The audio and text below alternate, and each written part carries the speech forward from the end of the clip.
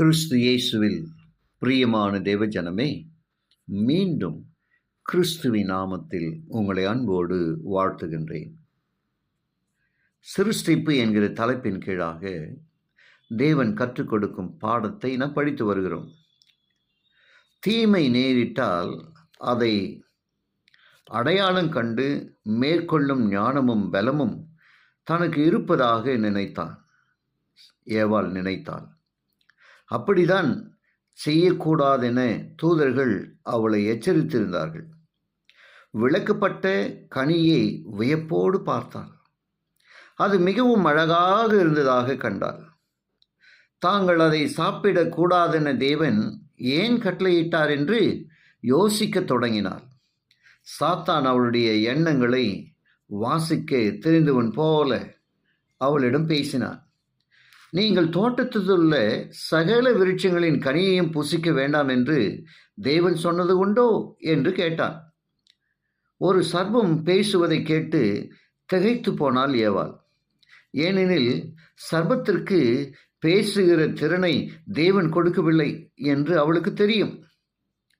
ஏவாளின் ஆர்வம் மேலும் அதிகரித்தது. சத்துருதான் சர்ப்பத்தை ஓர் ஊடகமாக பயன்படுத்தி வந்திருக்க வேண்டும் என்பது அவளுக்கு புரியவில்லை. தூதர் போன்ற உருவத்தில் ஒருவனை சந்தித்திருந்தால் அவள் எச்சரிக்கையுடன் இருந்திருக்கக்கூடும். அந்த வினோதமான சத்தத்தை கேட்டவுடன் அவள் தன் கணவனிடம் ஓடி இருக்க வேண்டும்.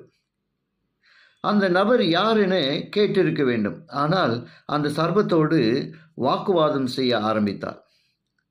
நாங்கள் தோட்டத்தில் உள்ள விருட்சங்களின் கனிகளை புசிக்கலாம், ஆனாலும் தோட்டத்தின் நடுவில் இருக்கிற விருட்சத்தின் கனியை குறித்து தேவன் நீங்கள் சாகாதபடிக்கு அதை புசிக்கவும் தொடவும் வேண்டாம் என்று தேவன் சொன்னார் என்றாள். உடனே சர்ப்பம், நீங்கள் சாகவே சாவதில்லை. நீங்கள் இந்த கனியை புசிக்கும் நாளிலே உங்கள் கண்கள் திறக்கப்படும் என்றும் நீங்கள் நன்மை தீமை அறிந்து தேவர்களைப் போல இருப்பீர்கள் என்றும் தேவன் அறிவார் என்றது. விளக்கப்பட்ட கனியை புசிப்பதன் மூலம் தங்களுக்கு இருந்ததை விட மேலான அறிவை பெற முடியும் என அவர்கள் யோசிக்க வைத்தார். மிகுந்த வெற்றியோடு அவன் செய்து வரும் விசேஷித்த ஒரு வேலையாக இது இருக்கிறது. அதாவது சர்வ வல்லவரின் இரகசியங்களை துருவி பார்க்க மக்கள் முயற்சி செய்ய வேண்டும். தேவன் வெளிப்படுத்தி உள்ளவற்றில் திருப்தி அடையக்கூடாது. தேவனுடைய கட்டளைகளுக்கு கீழ்ப்படியாமல் ஓர் அறிவு களத்திற்குள் தாங்கள் நுழைவதற்கு அவர்கள் நம்ப வேண்டும். இதுதான் சாத்தானுடைய ஆசை. தேவன் வெளிப்படுத்தியதை புரிந்து கொள்ள அவர்கள் தவறினார்கள். அவருடைய கட்டளையை புறக்கணித்தார்கள். தேவனை சார்ந்திராத நாணத்திற்கு ஆசைப்பட்டார்கள். மனிதர்களிடமிருந்து அவர் விளக்கியவற்றை புரிந்து கொள்ள முயன்றார்கள். ஜெபிப்போமா.